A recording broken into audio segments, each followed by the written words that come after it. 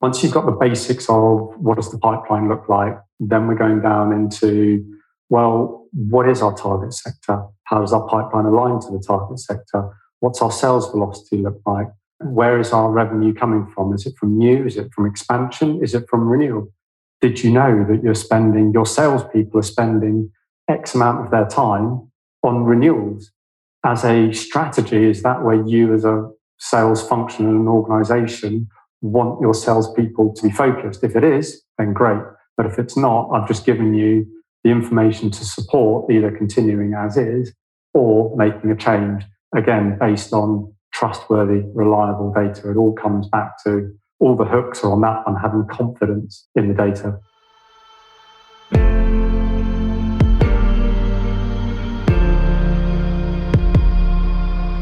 This is Sales Ops Demystified, the number one most downloaded podcast in sales operations. We invite the brightest minds in sales ops onto the show to deconstruct the what, why, and how behind rep productivity, forecasting, metrics, and all things revenue. This podcast is brought to you by EBSA, a revenue intelligence platform used to identify risk in the pipeline and score customer engagement, and is sponsored by the Global Sales Operations Association and the UK Revenue Operations Network.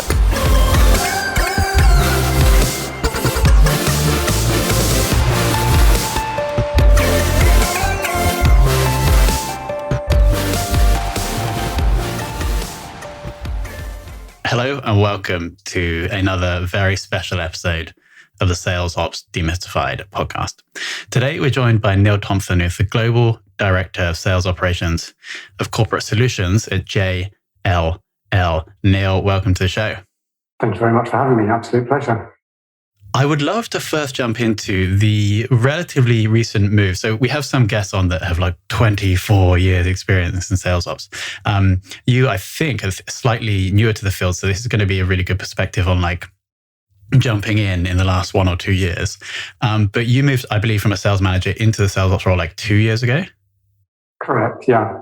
Awesome. And so, but before we get into the sales ops stuff, I'd like to understand why this happened. Why did it happen? So I was doing a frontline sales role at the time. JLL were going through a strategic review of the organisation. It didn't have a formal sales enablement or sales operations function, and part of that review identified that. So long and short, they were new roles that were created within the corporate solutions division of JLL. And I was asked if I would be interested in standing up and heading up the regional EMEA part of sales operations. My background, I come from a sort of an analytical, mathematical type of background, and it seemed like a good opportunity. I have two more questions on this topic.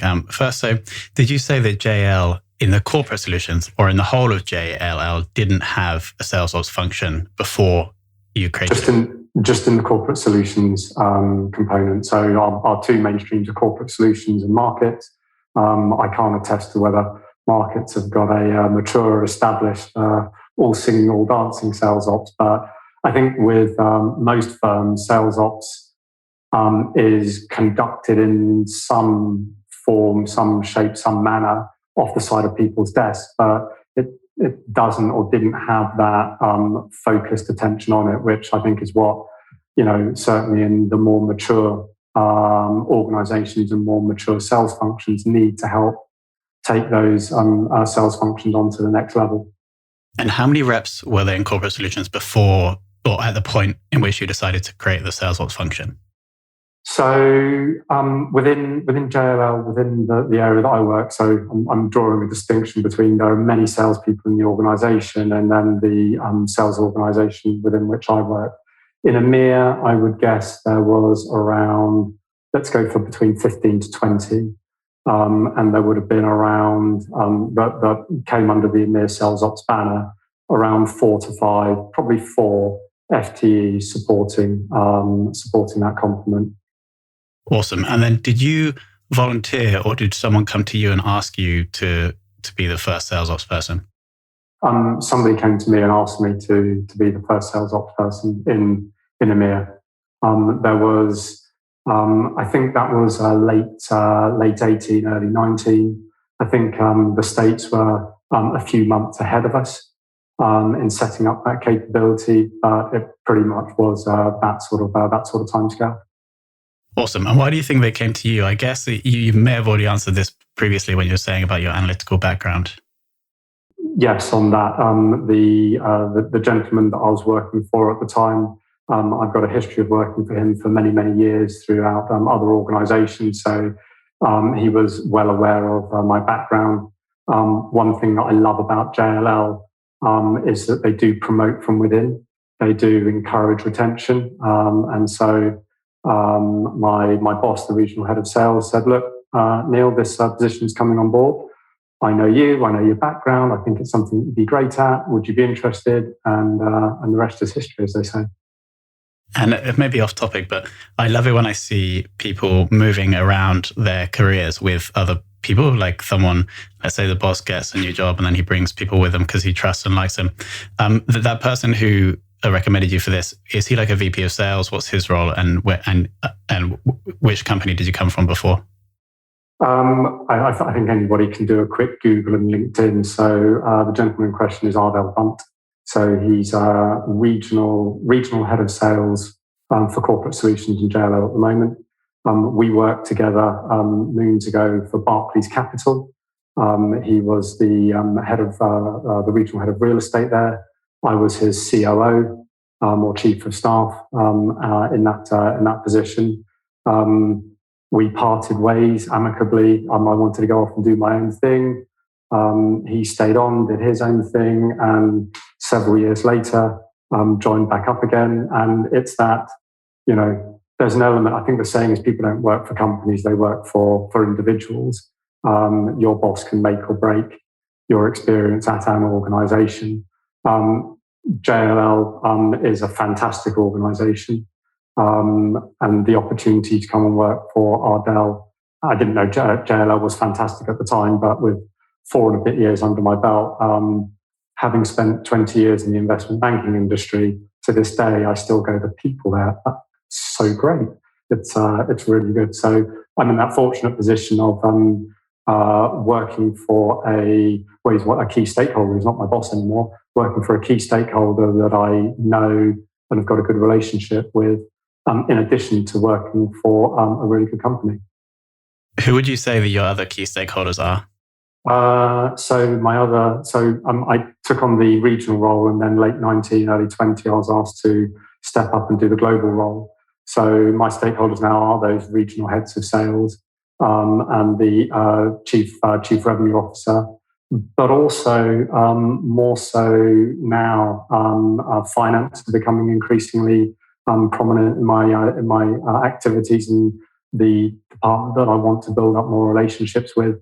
As JLL tries to consolidate or get a picture of its clients across its corporate entities, it's understanding how corporate solutions interacts with markets, interacts with technology, finding those cross-collaboration opportunities, getting that one view of a client so that we can become more client-centric and, for want of a better description, understand what we as a company do with our clients, instead of it being this department has a relationship, this department has a relationship, and this department has a relationship. Well, how can you bring those relationships together to make the whole greater than the sum of the parts, as it were?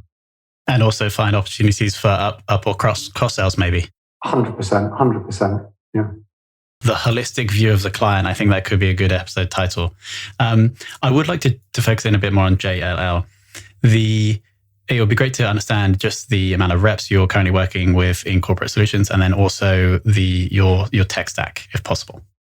Yeah. So number of reps globally. So frontline salespeople is going to be in the region of about 60 to 70.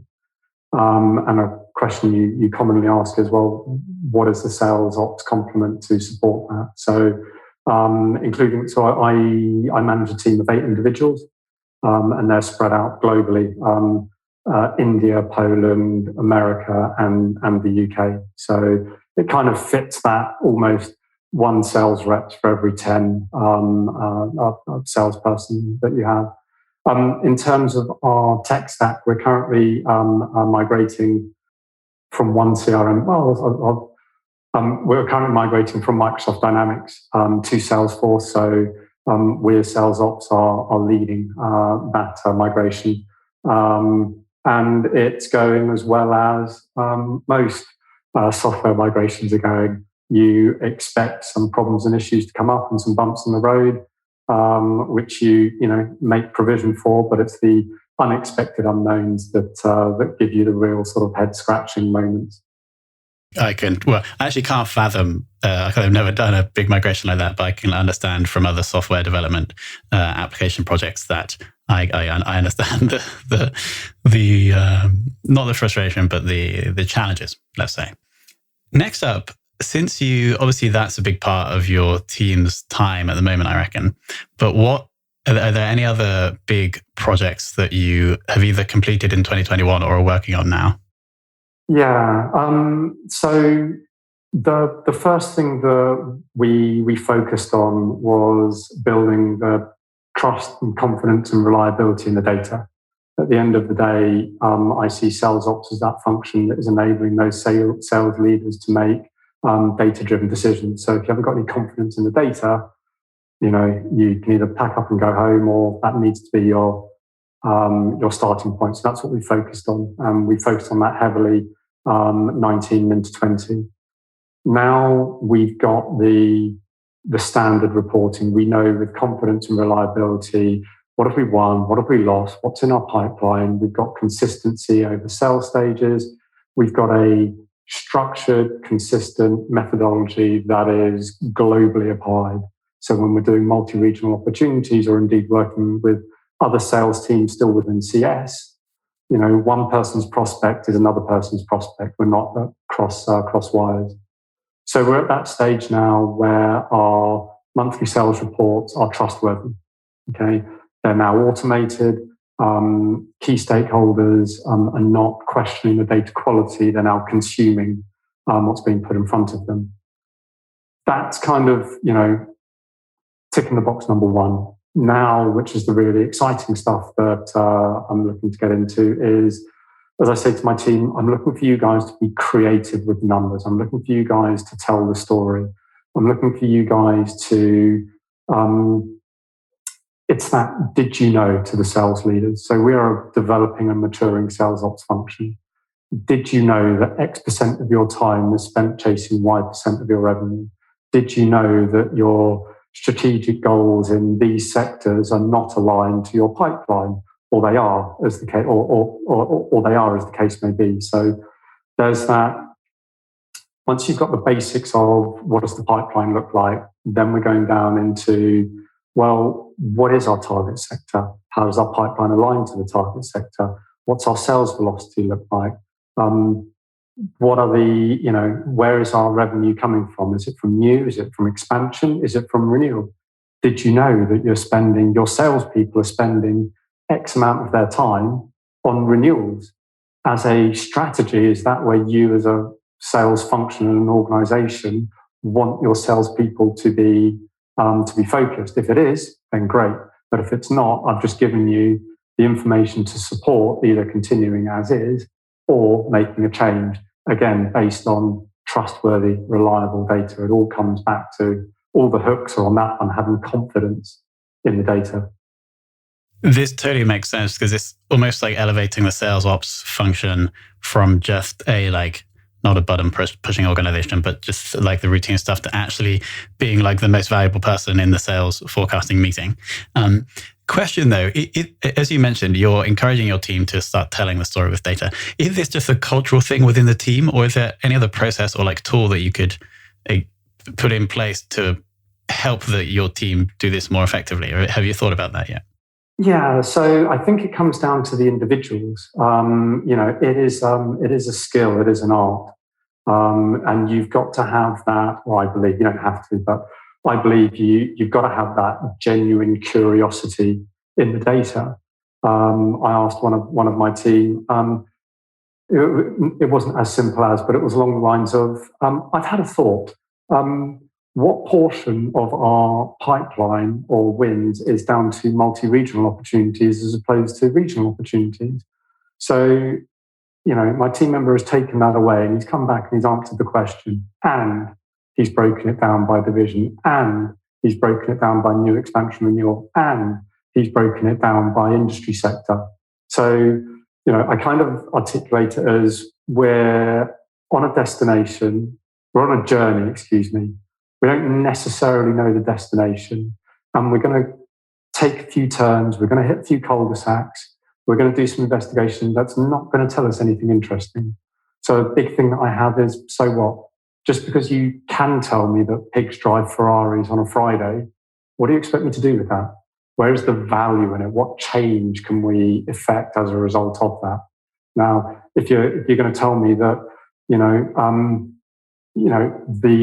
we have global quotas of X, but our average deal size is Y, and you've got to do 1,000 of those deal sizes to meet that quota, then, that's not going to work. So that's something worth exploring. And then I use it a lot. It's taking it back to the sales leaders and going, did you know? Did you know that you're not aligned? Did you know that your sales velocity is too long or short? Did you know that you're targeting the wrong sort of clients in the wrong sort of areas? So a lot of it is that education. I think there's an element of our sales leaders drinking from a fire hose with the information that we are now able to bring to the table. And the tricky part from my perspective is I've got all of this stuff that I think is valuable that I want you to consume. Now, which are the small bite-sized chunks that are actually going to resonate with you? Because if I give you everything, the important stuff is just going to get lost. Awesome. Now I'm going to hand over to my co-host Alex, who has a couple more questions. Thank you. Thanks, Tom and Neil. Yeah, really, really interesting. I think I want to touch on the thing you said earlier on about obviously you're head of operations for the corporate team, and then there's the two other sides. Is it markets and tech? Is that right? Yeah. So you got corporate solutions, technology, markets, and there's some other silos as well, but principally those three. Got you. Great.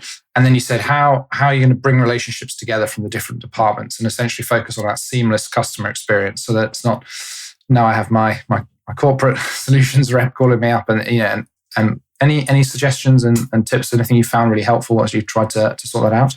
I'm sure JLL isn't the only organisation that has expanded and grown and acquired organisations with their own systems, their own way of doing things, and suddenly, well, not even suddenly, but you do have that disparate view. Systems don't join up, and the person sitting next to you doesn't know what the person over there is doing. And what do you mean you're talking to that client? I just went and saw them last week.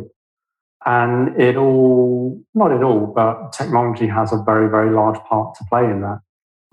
At the moment, as I said before, we're looking to consolidate from from multiple CRM platforms onto one CRM. This is going to be part of a multi-year project. JLL is a large global firm. To get everybody operating off the same platform where you can start to exchange information, have visibility, join the dots between markets, who are our investor side, and corporate solutions, which are our occupier side.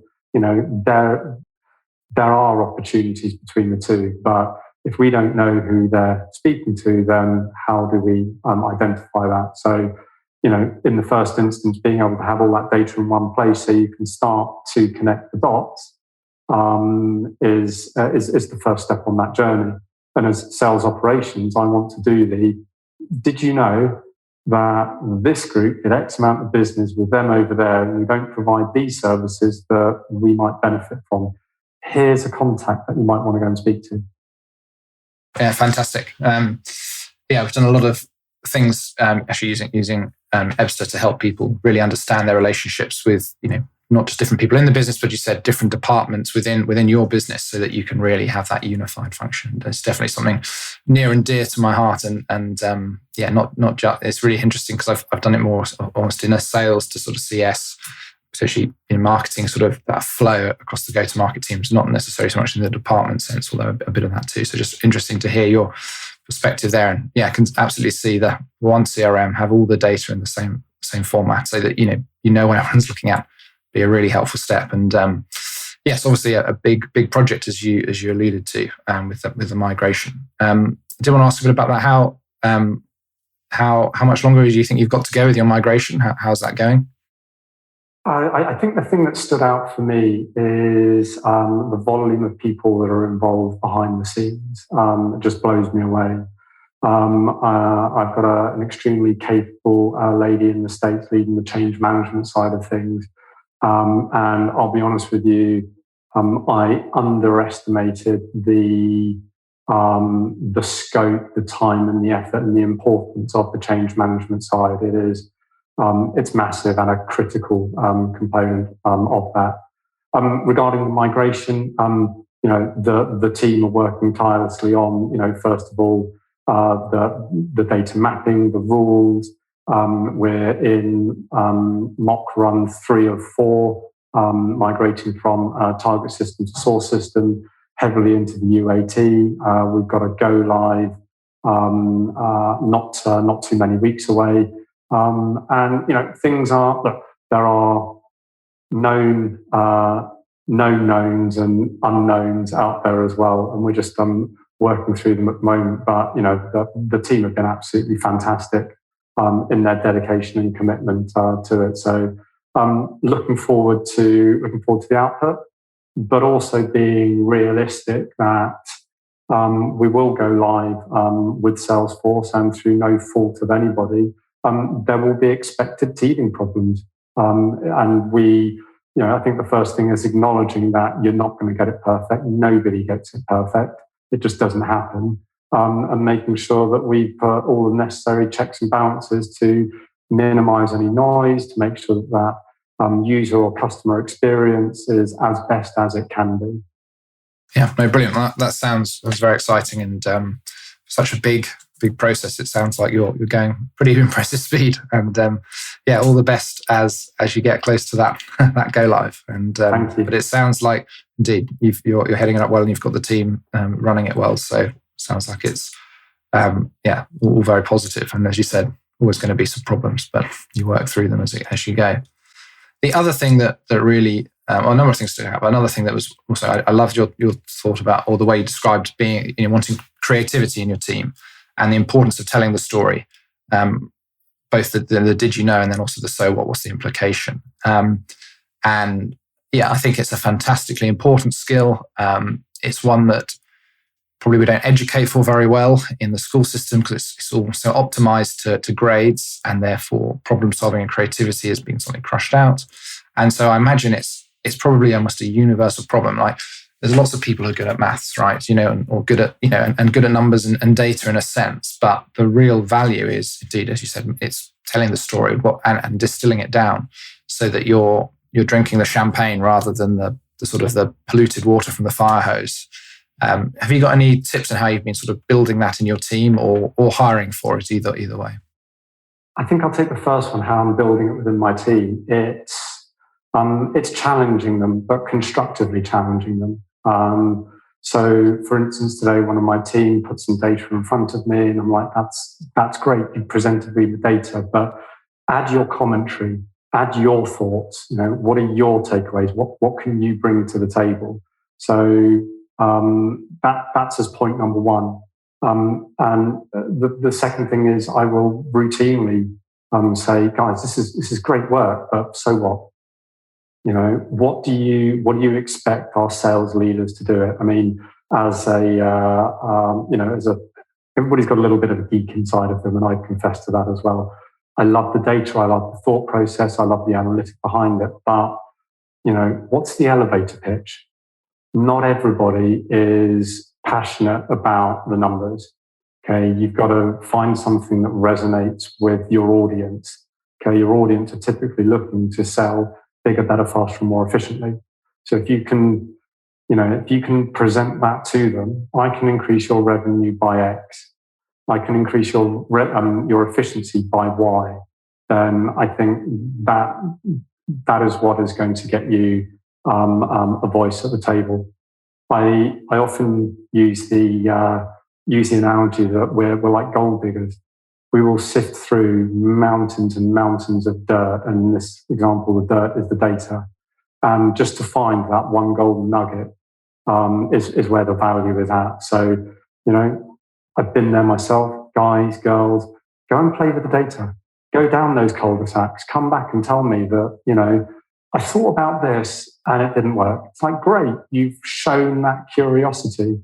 But I thought about this and look what this has told me. I'm like, fantastic. So there is the and, but there's the want, desire, and need to be curious about the data that I think is can be learnt, but I think it's more something. It's just the way some people are wired. Some people are good at English. Some people are good at maths. And I in your example, you said you asked the guy to go and bring you the multi-market versus single market kind of breakdown or single regional breakdown, and he came to this one. I was just thinking, because you obviously asked that for a reason, and probably only a partly baked reason if I know anything about running a team, because you had an idea and you haven't worried about thinking it out. You pass it on, and the fact that he said, "Oh, look, this is starting to show this. So let me go and break it down this way and see if that changes it." And because you realise that the deliverable you asked for wasn't the end goal in itself, and therefore it's like, how do we help get closer and closer to that? How do I, as you said, adding your spin, bringing, because again, among the team, you can all have you're all going to have slightly different perspectives, and you want the more that you can all chip in, the greater the finished product, rather than Neil is necessarily the best at finding the insights. It's if the whole team runs well and feeds it in, and you just you multiply the value on top of that. 100%. I don't have a monopoly on good ideas. Every now and then I'll come up with something that sounds like a good idea or smells like one, but guys, run with it. And if you've got ideas of yourself, then equally. I have a hypothesis at the moment that the value of opportunities that we're chasing is too small. The response or the retort from the sales team is, "Oh yes, but we need to plant those acorns so that they mature into trees." All right, okay. Kicked off a piece of work. Right, go and speak to finance.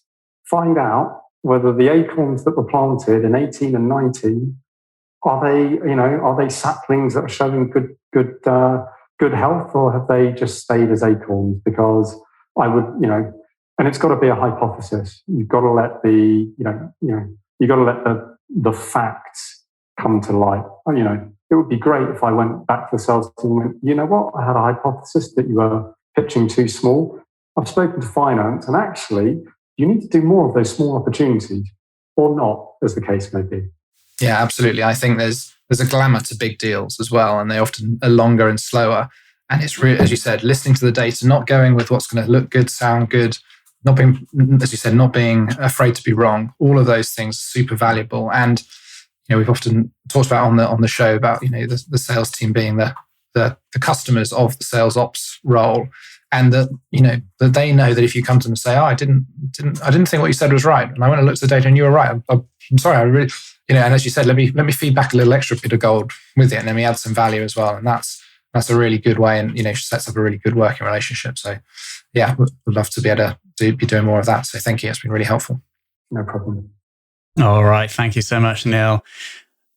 I do just want to ask you the final question for a kickoff, which is, who in the world of sales ops would you most like to take for lunch? This is one of your favourite questions, and I was thinking about it, and probably nobody in the world of sales ops, but I love triathlon, Formula One, and motorbikes, and I'm a Schumacher, Rossi, and Jan Frodeno fan. And what they all exhibit, it does tie back. What they all exhibit is marginal gains, continuous improvement. So, who would I like to take to dinner? Somebody that embraces that continuous improvement. there is always room for improvement. Constructively challenged, bigger, better, faster, more efficient. So I think I've successfully dodged that question. Yeah, very, very good work, Neil. Awesome. Thank you so much for coming on. I think the core thing that I would like to highlight for the audience here is your focus on, once the monthly sales reports are accurate and the sales leaders are consuming them, how else, or if you would say, did you know, value add. And I think that's really, really important for all sales ops people out there to understand and to try to incorporate into the way they work. So Neil, thank you so much for coming on. Thank you very much. It's been a pleasure.